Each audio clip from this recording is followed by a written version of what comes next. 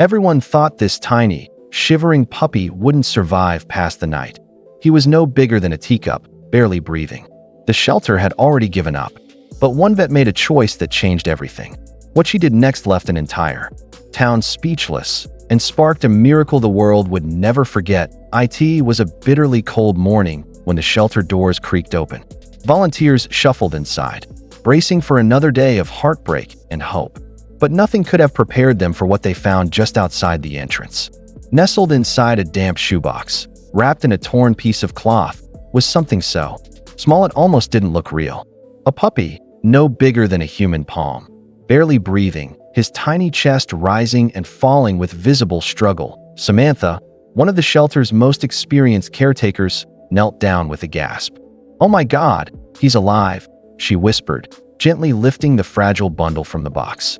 His fur was damp, his ears still folded, and his eyes sealed shut like a newborn. This wasn't just a small dog. This was the smallest puppy anyone there had ever seen.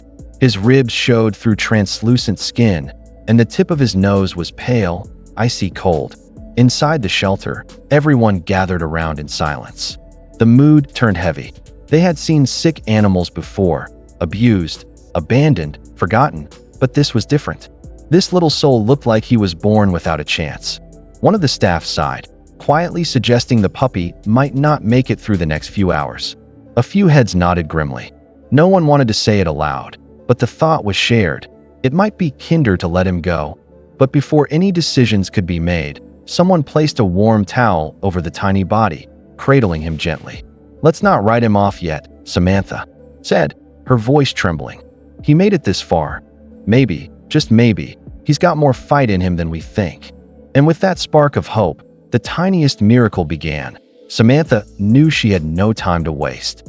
She gently wrapped the puppy in a heated blanket and rushed him to the shelter's emergency care room. Every second mattered. The little one's heartbeat was faint, fluttering like a fragile whisper. Samantha placed him under a warming lamp and began administering tiny drops of glucose and formula through a syringe, her hands trembling with urgency. The room, usually buzzing with activity, fell silent. Everyone watched, breath held. The shelter's on-call vet, Dr. Alvarez, arrived within minutes. His face changed the moment he saw the pup. "This is unbelievable," he said softly, leaning in to examine the frail creature. "He's premature, maybe born days too early. It's a miracle he's even breathing." He checked the puppy's vitals, then looked at Samantha with a grave expression. "His organs aren't fully developed. We're fighting the clock." The vet team sprang into action. An incubator was set up, oxygen levels monitored, and every drop of warmth and nutrition was carefully delivered. The shelter became a makeshift neonatal unit, with staff rotating in and out to monitor the puppy around the clock. Despite the odds, his heartbeat slowly strengthened.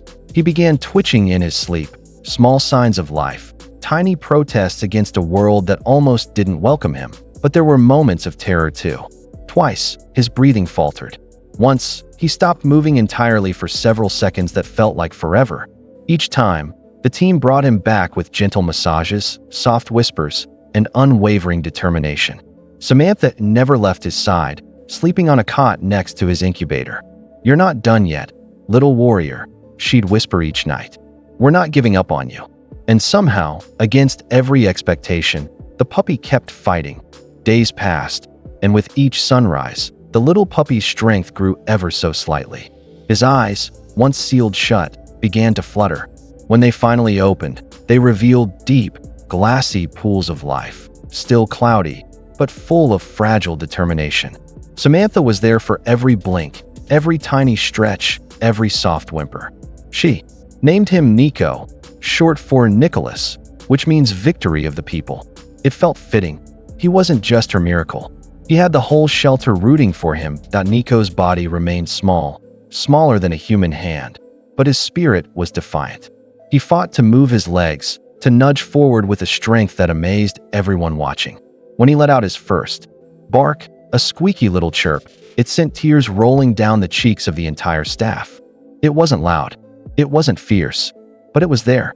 A voice, a will, a declaration. "I'm still here." Dr. Alvarez couldn't believe what he was seeing. He shouldn't have made it this far, he admitted.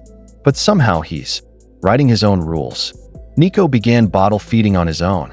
He responded to touch, cuddling into Samantha's palm whenever she held him. The bond between them deepened daily, one built not just on care, but on survival. But it wasn't all easy. Nico had setbacks, low blood sugar, weak muscle tone, and occasional tremors. Every moment of progress felt like a tightrope walk over disaster. Still, with every milestone, every completed feed, every moment he opened his eyes longer, hope grew louder. Samantha began documenting Nico's journey online, and soon, the world began to watch. Thousands of messages poured in from people, moved by the story of a dog too small to survive, and yet, still fighting. Because Nico didn't know how to quit at exactly 4 weeks old, something remarkable happened. Nico, the puppy who once couldn't lift his own head, stood up.